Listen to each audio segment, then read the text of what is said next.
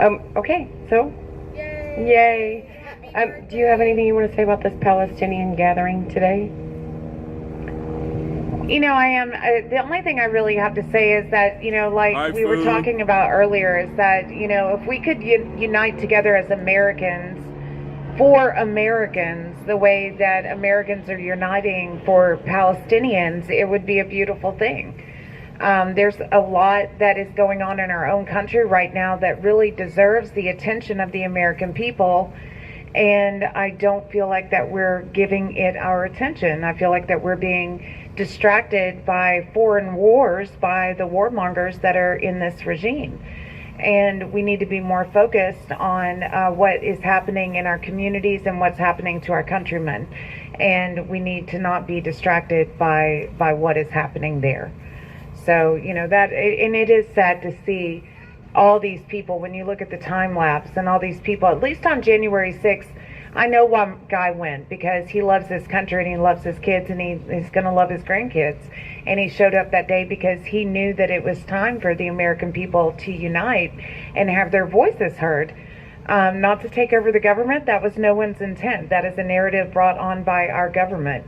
The intent that day was to have our voices heard about an election that we thought was illegitimate, and there were so many people that showed up that day. And if those same people that showed up that day could show up again and again for their countrymen that are going down for standing up for what they believe that day, we really could make a change in what's happening. And so I think that we just need to stay focused and stay focused on what's happening here and not over there. And I just love all you guys for watching and tuning in and coming out here on the corner, because even the few of us that show up every single day, look at the changes we've already made. So, I just encourage more and more people to stand up for what's happening here. One more thing. When we watched the videos of what happened, we did see people laying hands on a fence, which apparently if you're a J6er, that'll cost you about, 6 years? Yeah. We saw people throw a stick over the fence. If you're a J6er, that'll cost you about 8 years. Water bottles. American citizens on January 6th were charged with dangerous and deadly weapons for throwing water bottles, and yet we watched this hostile American-hating crowd throw water bottles and taunt the Secret Service and the Capitol Police, and they're allowed to continue.